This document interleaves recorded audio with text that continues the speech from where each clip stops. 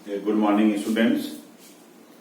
आज हम लोग बेटा जैसा कि कल मैंने बताया था कि हम लोग डिफेक्ट्स इन क्रिस्टलाइन सॉलिड्स पढ़ेंगे, अर्थात क्रिस्टलीय ठोसों में किस प्रकार के दोष पाए जाते हैं, इस विषय में हम लोगों को अध्ययन करना है। तो डिफेक्ट्स का मतलब ही जैसे आप जानते हैं क्या होता है कि किसी तरह की त्रुटि हो जाए, कोई उसमें दोष रह जाए। अब दोष हो क्यों सकता है, इसको अगर हम देखें तो डिफाइन अगर इसको हम करें तो अवयवी कण जो होते हैं, वास्तव में कोई भी ठोस जब बनता है तो परमाणुओं, अणुओं या आयनों से मिलकर बनता है और इनमें परमाणुओं के साथ साथ इलेक्ट्रॉन भी होते हैं जो बॉन्डिंग का काम करते हैं। तो दो ही कारण हो सकते हैं, या तो कोई पार्टिकल, कोई कण गलत जगह पे हो, उसका ऑर्डर गलत हो, सही ऑर्डर में ना हो, अथवा दूसरा क्या हो सकता है, दूसरा ये हो सकता है कि इलेक्ट्रॉनों की स्थिति में थोड़ा बहुत डिफेक्ट आ जाए, इलेक्ट्रॉनों की कमी हो जाए या कुछ अतिरिक्त इलेक्ट्रॉन आ जाए। इस तरह से हम ब्रॉड सेंस में अगर देखें तो इसको दो भागों में विभाजित कर सकते हैं, इलेक्ट्रॉन और अवयवी कण। इन दोनों में जब किसी तरह की अनियमितता पाई जाती है, अव्यवस्था पाई जाती है, तो इसको हम डिफेक्ट्स इन क्रिस्टलाइन सॉलिड या क्रिस्टलीय ठोसों का दोष करते हैं। इसको हम डिफाइन कर सकते हैं कि अवयवी कणों या इलेक्ट्रॉनों की पूर्ण क्रमिक सुव्यवस्था जो होती है, जिसको हम ऑर्डर्ड अरेंजमेंट कहते हैं। ऑर्डर्ड अरेंजमेंट जो होता है, इसमें किसी भी प्रकार की अव्यवस्था को हम क्रिस्टलीय दोष करते हैं। तो हम लोग ज्यादा वर्ड ऑर्डर्ड, इस तरह के ही वर्ड यूज करेंगे, क्योंकि सुव्यवस्था और इस तरह के शब्दों से बहुत अच्छा डिफाइन नहीं कर पाते हैं, या आप उससे उतने परिचित नहीं होते हैं जितने कि ऑर्डर और अरेंजमेंट इस तरह के व्यवस्था शब्दों से आप परिचित हैं। तो हम लगातार आपको बताते आ रहे हैं कि इंग्लिश वर्ड्स का यूज आपको बढ़ाना पड़ेगा, क्योंकि उन्हीं को लेकर के आप आगे अपने स्टडी को जारी रख पाएंगे।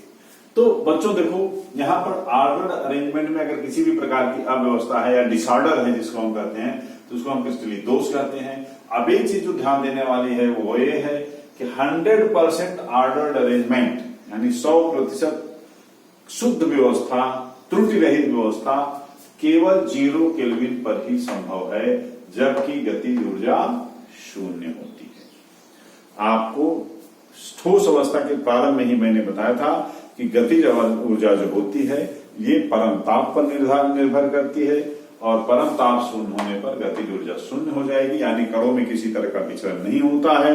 उस समय अगर कोई क्रिस्टल बनाया जाता है तो हो सकता है कि वो एब्सोल्यूट हो, वो शुद्ध हो, 100% उसमें ऑर्डर्ड अरेंजमेंट हो, लेकिन ये चीजें बहुत ही काल्पनिक हैं। रियली कुछ न कुछ इम्परफेक्शन हर क्रिस्टल में पाया जाता है। अब हम देखेंगे ये जो त्रुटियां हैं, दोषों के प्रकार क्या है। दोषों के प्रकार, तो जैसा कि हमने डिफाइन भी किया था कि इलेक्ट्रॉनों के कारण हो सकता है या अवयवी कणों के कारण हो सकता है। तो दो तरह के होते हैं, इलेक्ट्रॉनिक दोष जिसको हम इलेक्ट्रॉनिक डिफेक्ट्स कहते हैं, और दूसरा है अवयवी कणों के कारण उत्पन्न दोष यानी defects due to constituent particles. Electronic दोष कैसे होगा, जैसे मान लो ए और बी के बीच बांड बना हुआ है। अब ये बांड जो है इलेक्ट्रॉनों से ही बनता है, आपको पता है। तो किसी भी कारण से अगर एक इलेक्ट्रॉन यहां पर कम हो जाए, यानी इलेक्ट्रॉनों की क्या हो जाए, कमी हो जाए, या कुछ संयोजकताएं अपूर्ण हो, इनकम्प्लीट वैलेंसी हो, इनकम्प्लीट वैलेंसी, तो भी क्या होगा, कुछ इलेक्ट्रॉन बाहर से लिए जा सकते हैं, या इनकम्प्लीट वैलेंसी में इलेक्ट्रॉनों का आदान प्रदान हो सकता है।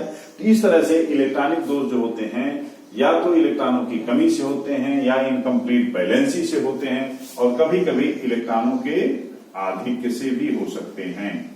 तो तीनों ही दोष पाए जाते हैं बेटा, और इस तरह के जो दोष हैं उसको आप सेमीकंडक्टर टॉपिक पे डिटेल में पढ़ेंगे कि अर्धचालकों को कैसे इन्हीं दोषों के द्वारा इलेक्ट्रॉनिक डिफेक्ट से बनाया जाता है, जो कि हमारे दैनिक जीवन में विद्युत के क्षेत्र में उपयोग होने वाले बहुत सारे उपकरणों में यूज होते हैं, प्रयुक्त होते हैं। तो ये एक महत्वपूर्ण पॉइंट है जिसको हम सेमीकंडक्टर में और डिटेल में पढ़ेंगे। फिर हम डिफाइन करने के लिए आप ये कर सकते हैं कि इलेक्ट्रॉनों की कमी या अधिक अथवा इनकम्प्लीट बैलेंसिंग के कारण जो दोष उत्पन्न होते हैं उनको हम इलेक्ट्रॉनिक डिफेक्ट्स कहते हैं। अवयवी कणों के कारण उत्पन्न जो दोष होते हैं, आप जानते हैं अवयवी कण हो सकते हैं आणविक, परमाणुविक या आयन हो सकते हैं, तो ये तीनों के कारण दोष हो सकते हैं। अब ये जो दोष होते हैं ये मूलतः दो तरह के होते हैं, बिंदु दोष और चालक दोष। इसको समझने के लिए हम देखते हैं कि जैसे मान लीजिए एक क्रिस्टल का ऑर्डर्ड अरेंजमेंट ये है, इसमें कुछ पार्टिकल्स हैं। ये जो भी पार्टिकल्स हैं ये एक निश्चित ऑर्डर में सेटल है। अब ये 3 डायमेंशन में होगा, हमने केवल 2 डायमेंशन बनाया है। अगर कोई बिंदु कहीं कहीं किसी पॉइंट पर किसी तरह का डिफेक्ट पाया जाता है तो इसको हम बिंदु दोष कहेंगे या पॉइंट डिफेक्ट कहेंगे। लेकिन अगर यह दोष पूरी की पूरी किसी एक भाग में, क्रिस्टल जालक जो होता है उसके किसी एक हिस्से में पाया जाता है तो उसको हम लैटिस डिफेक्ट या जालक दोष कहते हैं। यानी लैटिस में ही काफी डिस्टरबेंस हो जाता है, किसी बिंदु पे न होकर के एक सीरीज में हो जाता है, जिसको हम जालक दोष कहते हैं। जालक दोष भी 2 तरह के होते हैं। रेखीय दोष यानी कुछ पार्टिकल एक लाइन से अगर रीअरेंज्ड हो जाए, डिसऑर्डर्ड हो जाए तो इसको हम रेखीय दोष कहेंगे। और दूसरा है प्लेनर डिफेक्ट या तल में होने वाले किसी एक प्लेन में ही काफी ज्यादा डिफेक्ट हो, यानी कई लाइनों में, एक ही तल की कई लाइनों में अगर डिफेक्ट पाया जाता है जिसको हम प्लेनर डिफेक्ट या तलीय दोष कहते हैं। ये दोष जो हमने आपको बताया, डिफेक्ट्स कितने तरह के हो सकते हैं, कौन कौन से हो सकते हैं, ये हमने आपको बता दिया। अब आपको जो महत्वपूर्ण बिंदु देखना है वह ये है कि हमें हमारे कोर्स में इंटरमीडिएट तक अगर हम देखेंगे तो मूल रूप से पॉइंट डिफेक्ट्स या बिंदु दोष है। हम इस पर कंसंट्रेट होकर के देखेंगे कि बिंदु दोष क्या हैं, कितने प्रकार के हो सकते हैं, तो इसको आप नोट करें। और आगे हम अब देखते हैं बिंदु दोष कितने प्रकार के होंगे।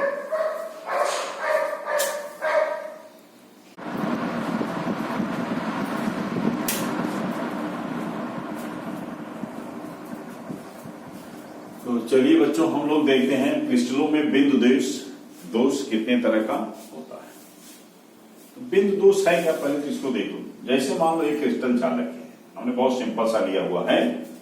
इस क्रिस्टल जालक के ये कॉन्स्टिट्यूएंट पार्टिकल्स हैं,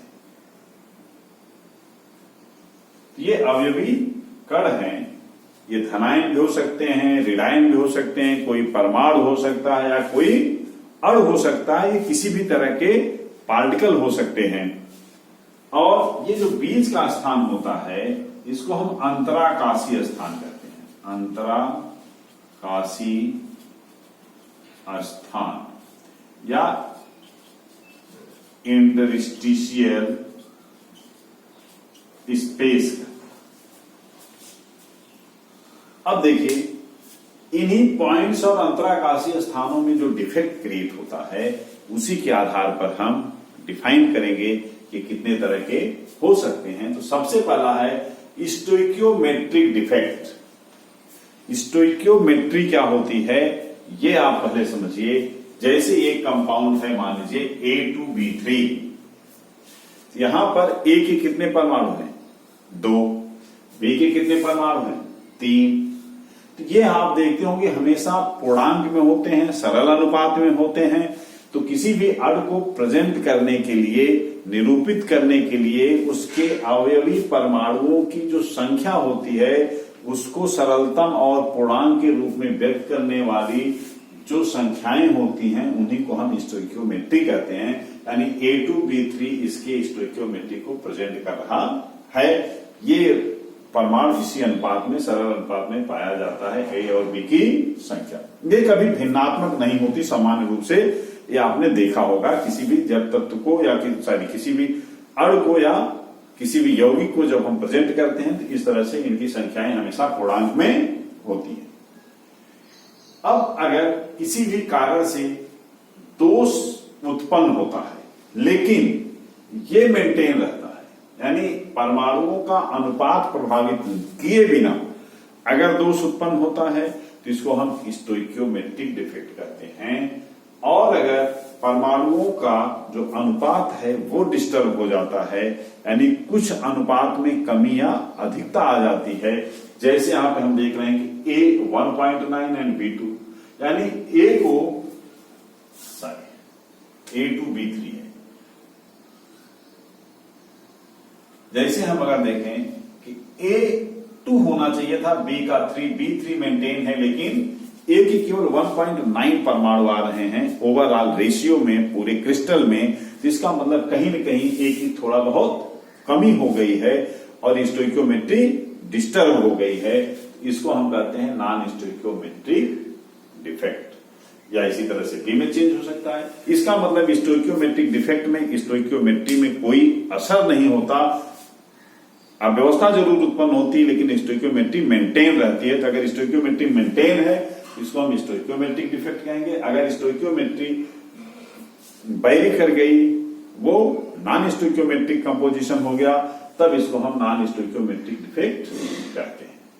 और तीसरा है कोई बाहरी पदार्थ मिला दिया जाए, तो उसको आप जानते हैं हम क्या कहते हैं, इम्प्योरिटी या अशुद्धता। और इस प्रोसेस को, इम्प्योरिटी मिलाने को हम लोग डोपिंग कहते हैं, डोपिंग। तो अब बच्चों हमें इनका फर्दर क्लासिफिकेशन देखना है।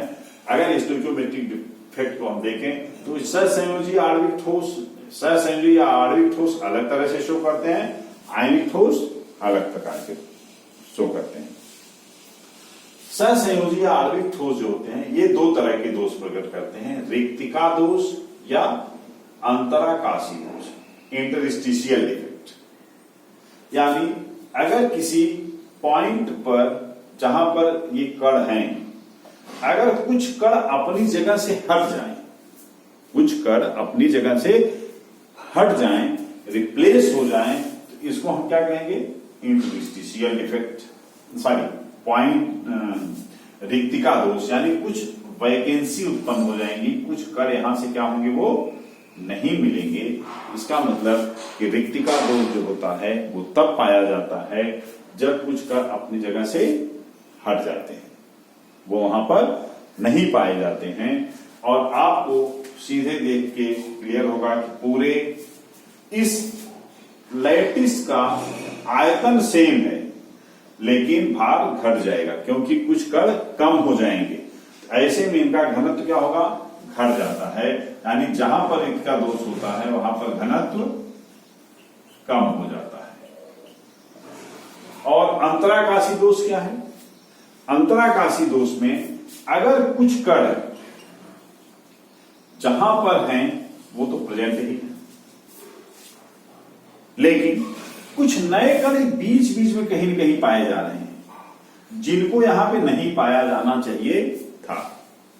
तो सीधी सी बात है कि अगर कुछ अतिरिक्त कण अंतराकाशीय स्थानों में आ गए, इनको हम इंटरस्टिशियल डिफेक्ट कहते हैं। और इस तरह के डिफेक्ट में आयतन समान होता है किंतु भार बढ़ जाता है। तो सीधी सी बात है घनत्व भी क्या होगा, घनत्व बढ़ जाएगा। इस तरह से हम लोग देखते हैं कि सहसंयोजी या आणविक दोष जो अणु जो हैं, ठोस जो हैं, वो दो तरह के दोष उत्पन्न कर सकते हैं, रिक्तिका दोष या वैकेंसी डिफेक्ट जहां पर घनत्व घट जाता है, तथा अंतराकाशी दोष या इंटरस्टिशियल डिफेक्ट जहां पर घनत्व बढ़ जाता है। अब हम देखेंगे अगर वही आयनिक ठोस हैं तो वो इन्हीं दोषों को थोड़ा अलग तरीके से प्रेजेंट करते हैं जिनको हम शॉटकी दोष या फ्रैंकेल दोष कहते हैं। इसके विषय में हम थोड़ा डिटेल से अलग से पढ़ लेंगे। आप नाम याद करिए, आयनिक ठोस और आयनिक ठोस दो तरह के डिफेक्ट्स करेंगे, शॉटकी डिफेक्ट एंड फ्रैंकेल। इसी तरह से बच्चों अगर नॉन स्टोइकियोमेट्रिक है, यहां पर प्रायः धातुओं के लवण जो होते हैं उनमें इस तरह के दोष पाए जाते हैं। तो यहां पर भी एक धनायन होता है और एक ऋणायन होता है। तो अगर धातुओं का आधिक्य है या धातुओं की न्यूनता है, तो धातुओं की संख्या के आधार पर यहां पर इसमें विभेद किया जाता है नॉन स्टोइकियोमेट्रिक में, धातुओं में कमी हो गई या ऋणायन में कमी या अधिकता है। तो हम दोनों पे डिफाइन कर सकते थे, लेकिन इसको परिभाषित जब कर सकते हैं, इसका जब हम क्लासिफिकेशन करते हैं तो धातुओं के आधार पर करते हैं। तो ये देखते हैं कि धातुओं का अनुपात बढ़ गया या धातुओं का अनुपात घट गया। यानी धातु आधिक्य दोष है, मेटल एक्सेस डिफेक्ट है, या मेटल डिफिशियंसी डिफेक्ट है। यानी इसको हम डिफाइन करने के लिए, इसको वर्गीकृत करने के लिए हम धातुओं को आधार बनाते हैं। तो नॉन स्टोइकियोमेट्रिक डिफेक्ट हमेशा दो तरह का होगा, धातुओं की अधिकता के कारण या धातुओं की न्यूनता के कारण, दो प्रकार इसमें। अब धातुओं की अधिकता के कारण जो होता है वहां पर भी दो तरह का हो सकता है। ऋणायनों की कमी के कारण धातु अधिक हो गए, जैसे यहां पे हम देख लें ऋणायन क्या हुआ, ये घट गया है, इसलिए धातु का अनुपात बढ़ जाएगा। यहां पर क्या है, धातु ही घट गया है, इसका मतलब या तो धातुओं का जो आधिक्य है वो ऋणायनों की कमी से होता है, या बीच बीच में अंतराकाशीय स्थानों में कुछ अतिरिक्त धातु आ जाए। इस पर भी हम लोग अभी आगे डिटेल में डिस्कस कर लेंगे। अभी आप केवल क्लासिफिकेशन देखिए। धातु न्यूनता दोष कब होगा, जब धातु आयनों की कमी हो जाए। तो इस तरह से एक सिंपल सा क्लासिफिकेशन है। पूरे आपके कोर्स में जो चीजें हैं इसको आप नोट कर लीजिए। फिर हम सहसंयोजी आणविक ठोसों में हमने देख लिया है किस तरह से होता है रिक्तिका दोष और अंतराकाशी दोष। आयनिक से हम फिर अब चलते देखते हैं कि साटकी और फ्रैंकल डिफेक्ट क्या है, इनमें किस तरह का दोष पाया जाता है।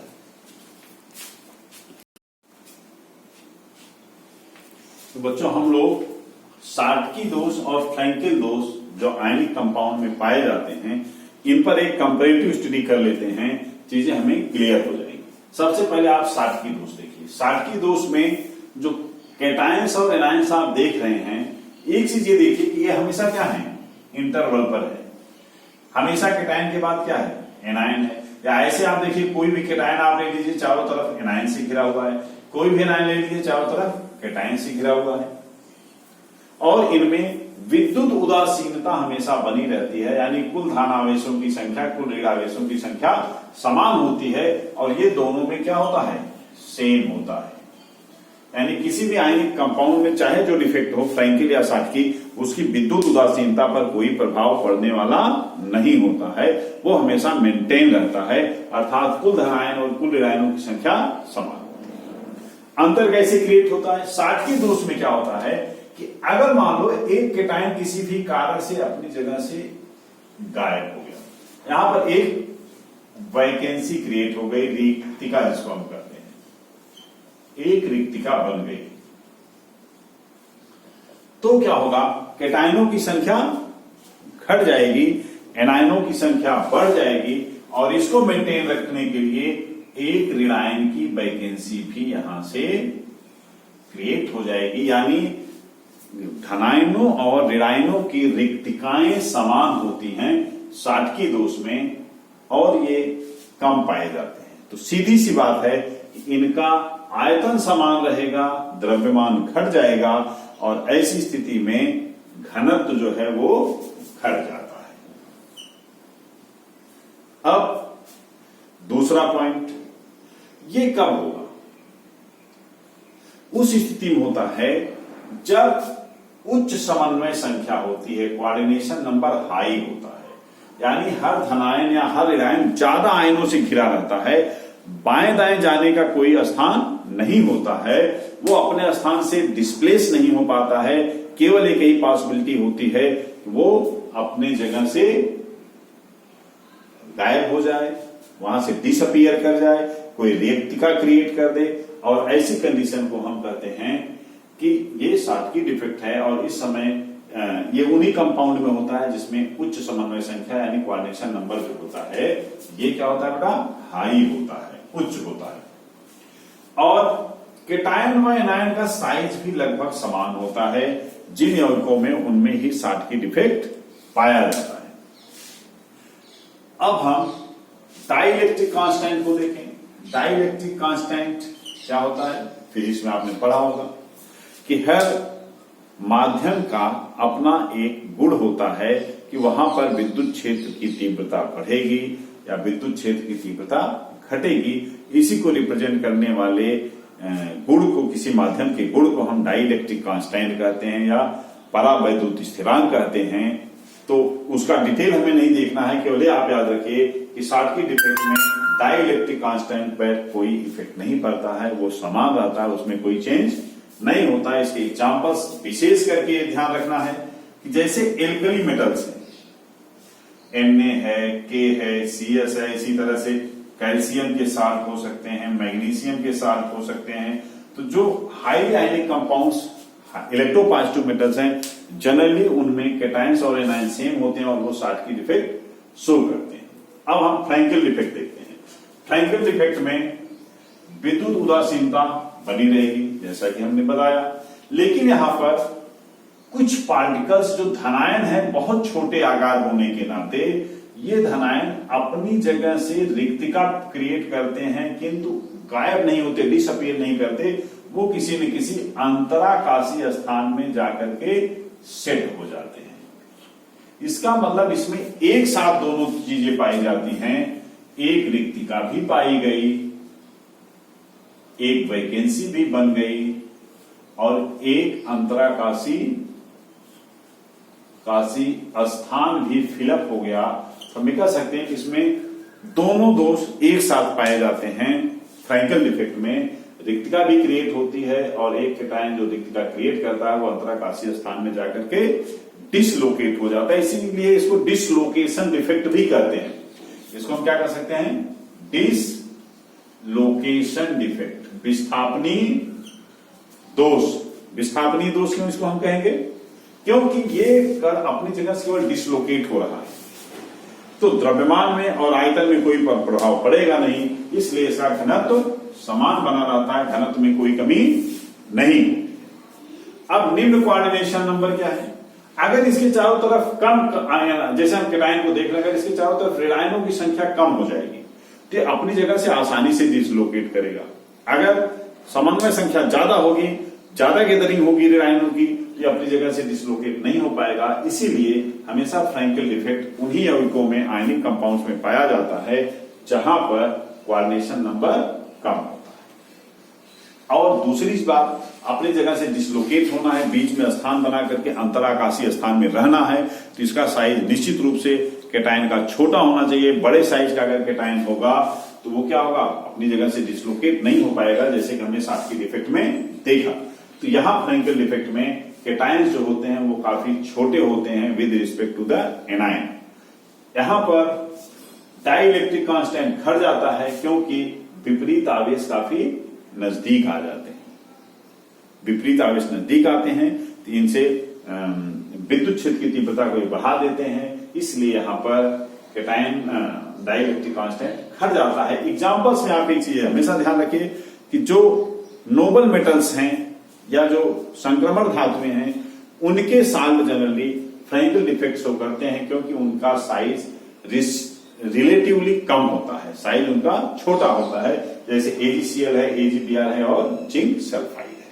लेकिन यहां पर एक इंपॉर्टेंट चीज है, वो आप देख सकते हैं, AgBr एक ऐसा यौगिक है जो एक ही साथ शॉटकी और फ्रैंकल डिफेक्ट दोनों शो करता है।